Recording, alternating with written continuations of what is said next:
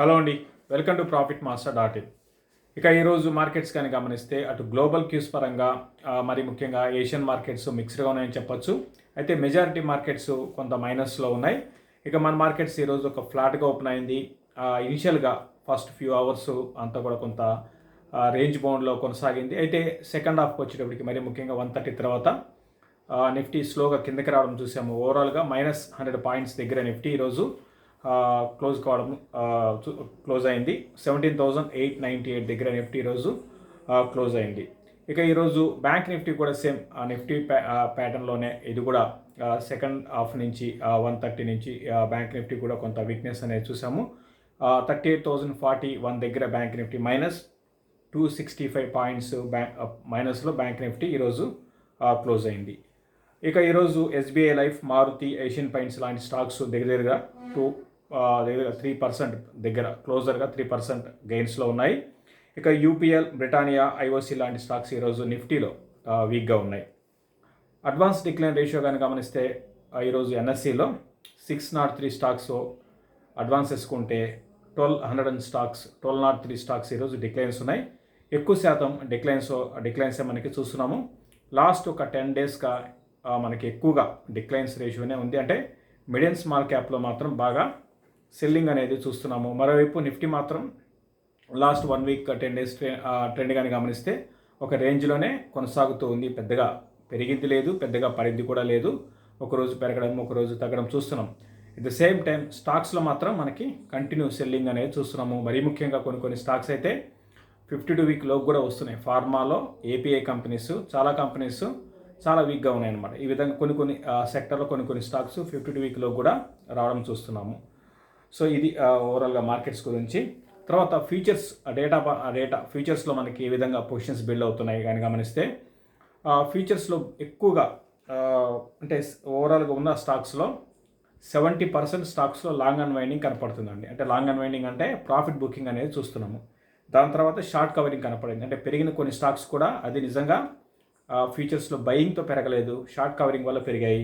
దాని తర్వాత short buildup అనమాట. ఓవరాల్గా మనకి ఫ్యూచర్స్లో ఎక్కువ శాతం 70% లాంగ్ అండ్ వెయినింగ్ కనపడింది. అంటే ఫ్రెష్ బయింగ్ అనేది మనకి రావట్లేదు. అంటే కొంచెం మార్కెట్ సపోజ్ రేపు పెరిగింది అనుకోండి, రేపు పెరిగినా కూడా ఫాలో బయింగ్ అనేది రావట్లేదు. కొంచెం షార్ట్ కవరింగ్ వల్ల పెరగొచ్చేమో.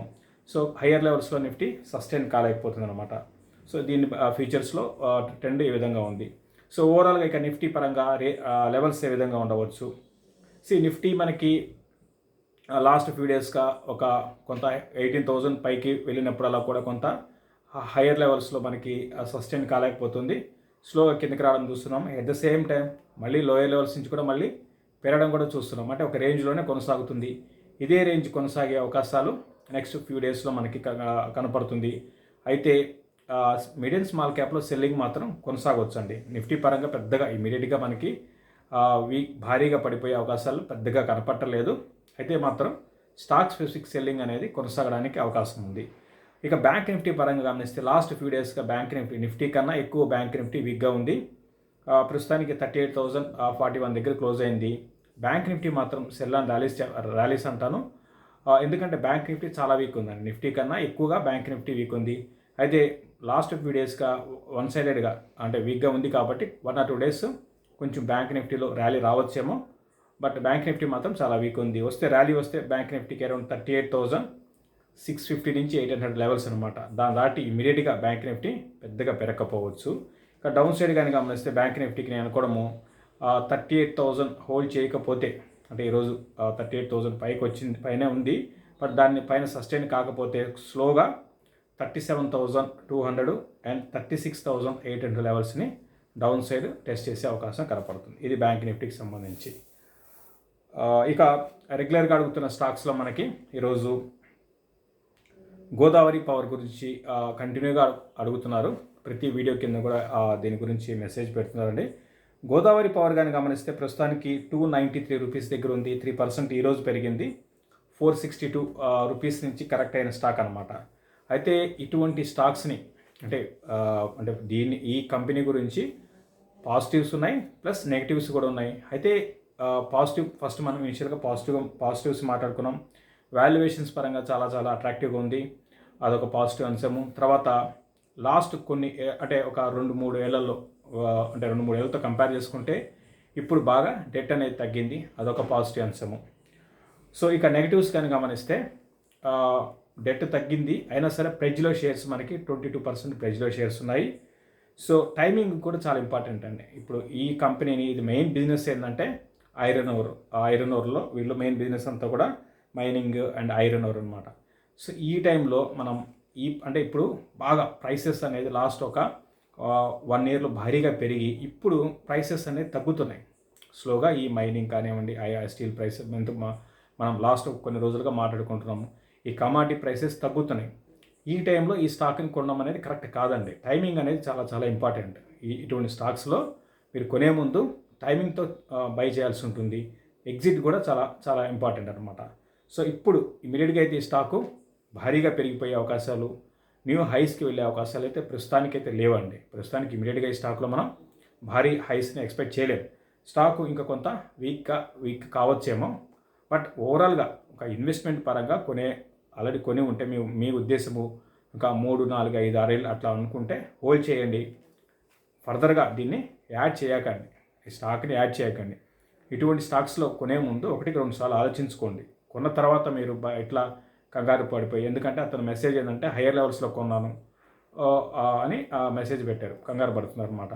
సో కొనే ముందు మీరు ఆ విధంగా రీసెర్చ్ చేయండి. ఎవరో చెప్పారని మంచి మంచి మాటలు చెప్తే వాటికి మీరు అన్నీ పాజిటివ్గా చెప్పకూడదండి. స్టాక్ మార్కెట్లో ఎట్లా ఉంటుందంటే ఇట్లా పెరుగుతూనే ఉండవు. ఇది చాలా చాలా మీరు చూస్తుంది ఏంటంటే ఒక కాయిన్కి ఒక సైడే. కాబట్టి ఇటువంటి స్టాక్స్లో ఇన్వెస్ట్మెంట్ ఇది ఇంకోటి, దీంట్లో బాగా స్పెక్యులేషన్ కూడా బాగా జరుగుతుందండి. భారీ ఆపరేటెడ్ స్టాక్ అండి ఇది. సో ఇవన్నీ ఉన్నాయండి, ఇవన్నీ తెలుసుకొని ఇన్వెస్ట్ చేయాలి. ప్రస్తుతానికైతే ఈ స్టాక్ అయితే ఇమీడియట్గా భారీగా పెరిగే అవకాశాలు అయితే లేవు, యావరేజ్ అయితే వద్దండి. ఇది గోదావరి పవర్ గురించి. తర్వాత చాలామంది హయ్యర్ లెవెల్స్లో ఇరుక్కుపోయిన స్టాక్ అండి ఇది. ఇప్పుడు చెప్పబోయేది ఆర్తి డ్రగ్స్. ఇది కానీ గమనిస్తే 549 దగ్గర ఉంది, 543 52 వీక్ లో అనమాట. కానీ 52 వీక్ లో కూడా కట్టే అవకాశాలు ఉన్నాయి. 842 హై అనమాట, 52 వీక్ హై. అయితే దానికి ముందు ఈవెన్ 1000 రూపీస్ దాకా వెళ్ళింది ఒక టైంలో. ఏపీఐ కంపెనీస్ మంచి బుల్లిష్ ట్రెండ్ ఉన్నప్పుడు ఈ స్టాక్ కూడా భారీగా పెరిగింది. అయితే మనం పదే చాలా అటు లారస్ కానివ్వండి, దివీస్ గురించి చెప్పాము, తర్వాత చాలా కంపెనీస్ గురించి మనం ఈ ఏపీఐ కంపెనీస్ గురించి చెప్తూనే ఉన్నాం. ఇప్పట్లో పెరిగే అవకాశాలు లేవండి. గ్లోబల్గా ప్రైసెస్ బాగా పడుతున్నాయి అన్నమాట. ఏపీఐ ప్రైసెస్ అనేది బాగా పడుతున్నాయి కాబట్టి ఇది ఇమీడియట్గా పెరిగే అవకాశం లేదు. బట్ మంచి కంపెనీనే, ఫండమెంటల్గా మంచి కంపెనీనే. దీని గురించి హైయర్ లెవెల్స్లో కొని ఉంటే మాత్రం ఇప్పుడు చేయాల్సింది ఏం లేదు, హోల్డ్ చేయడమే. మీరు యావరేజ్ చేసుకోవాలి. అందుకే ప్రతి ఒక్కరికి చెప్తాను, కొంచెం అమౌంట్ దగ్గర పెట్టుకోవాలి, మొత్తం మార్కెట్లో ఇన్వెస్ట్ చేయకూడదు. సో మళ్ళీ మనకి మంచి స్టాక్స్ అందుబాటులో దొరుకుతాయి.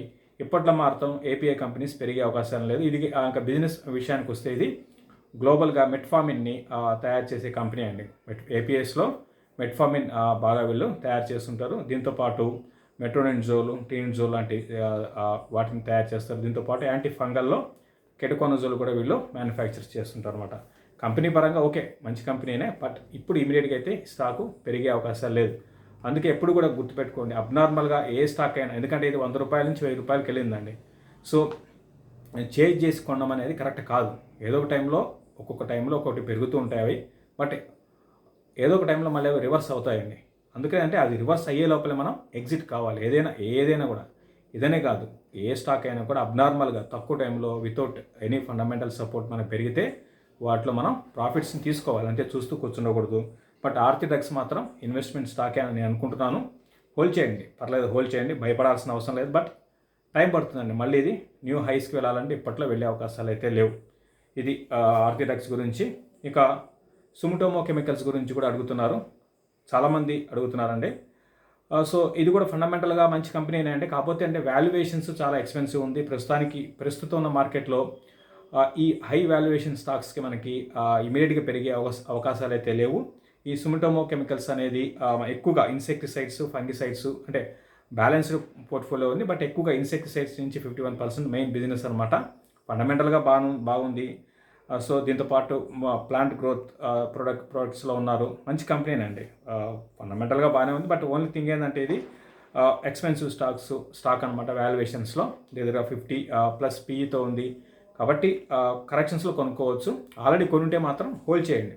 పర్లేదు, మంచి స్టాకేనండి. సుమిటోమో కెమికల్స్ మంచి స్టాకే. ఇక చాలామంది అడుగుతాను ఇంకొక స్టాక్, ఎందుకంటే ఫాస్ట్గా వెళ్తున్నాను ఈరోజు, టైం లేదు. సో ఆల్ కార్గో అండి. ఎక్కువగా ఈ లాజిస్టిక్స్ గతంలో కూడా నేను లాజిస్టిక్స్ సెక్టర్ బాగుంటుందని ఇప్పుడు కాదు, గతం చాలా నెలల క్రితం అనుకున్నాము. బట్ స్టాక్స్ ఒకటి ఏదో మంచి స్టాక్ ఐడియా ఇస్తాను అనుకున్నాం, బట్ ఆ టైంలో ఇవ్వలేకపోయాము. బట్ ఏదేమైనప్పుడు కూడా ఆల్ కార్గో లాజిస్టిక్స్లో ఆల్ కార్గో లాజిస్టిక్ చాలా చాలా బ్రహ్మాండమైన గ్రోత్ ఉందండి. లాస్ట్ ఇంకా చెప్పాలంటే 2020 ఫైనాన్షియల్ ఇయర్ నుంచి 2021 ఫైనాన్షియల్ ఇయర్కి దగ్గరగా 30% రెవెన్యూస్ గ్రోత్ ఉంది. సో ఇది మనం గతంలో 6-7 మంత్స్ బ్యాకే అనుకున్నాము. బట్ మనమైతే ఈ సెక్టర్ బాగుంటుంది అనుకున్నాం కానీ, బట్ ఈ స్టాక్ బాగుంటుంది అయితే అనుకోలేదు. బట్ ఉన్న అన్నిట్లో ఆల్ కార్గో లాజిస్టిక్ బ్రహ్మాండంగా ఉందండి. ఉన్న అన్నిట్లో ద బెస్ట్ అంటే all cargo logistics. Even next coming డేస్లో కూడా మరీ ముఖ్యంగా ఈ కామర్స్ లాజిస్టిక్స్ అనేది చాలా చాలా పెద్ద ఎత్తున భారీ రెవెన్యూస్ తీసుకొచ్చే అవకాశాలు ఈ లాజిస్టిక్స్ కంపెనీస్కి ఉన్నాయండి. కాబట్టి ఈ లాజిస్టిక్స్ సెక్టర్ అనేది బ్రహ్మాండంగా ఫ్యూచర్ అంతా కూడా బ్రహ్మాండంగా ఉండే అవకాశాలు ఉన్నాయి. ఇంకా చెప్పాలంటే మనకి సర్వీస్ సెక్టర్ కింద వస్తుంది. బట్ బ్రహ్మాండమైన ఫ్యూచర్ ఉండే అవకాశాలు ఉన్నాయి. ఉన్నన్నిట్లో ఆల్ కార్గో లాజిస్టిక్స్ గతంలో మేము అనుకున్నాం కానీ, బట్ మళ్ళీ డీలిస్ట్ అనే వార్త రావడంతో కొంచెం భయపడి మనం వెనక్కి తగ్గాము. బట్ ఓవరాల్గా మంచి ఫండమెంటల్గా చాలా స్ట్రాంగ్ ఉంది. కొంచెం 2,000 కోట్ల -2,000 కోట్ల డెట్ ఉంది. అది మినహాయిస్తే మాత్రం అన్నీ అంతా బాగానే ఉందండి.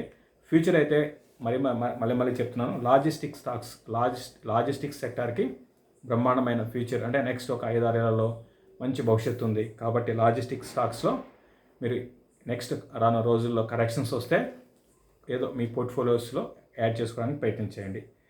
ఇది క్లోజింగ్ రిపోర్ట్ అండి. ఇక 21వ తారీఖు విజయవాడకి వస్తున్నామండి. సో అదేంటంటే మనం రీసెంట్గా చూస్తున్నాము, చాలా ఐపీఓస్ మనకి వస్తున్నాయి. సో ఐపీఓకి రాకముందు కూడా మనం ఇన్వెస్ట్ చేయొచ్చండి. ఐపీఓకి రాకముందు కూడా బ్రహ్మాండమైన కంపెనీస్ ఉన్నాయన్నమాట. సో అన్లిస్టెడ్ కంపెనీస్ అంటాము, వాటిలో మనం ఇన్వెస్ట్ చేయొచ్చు.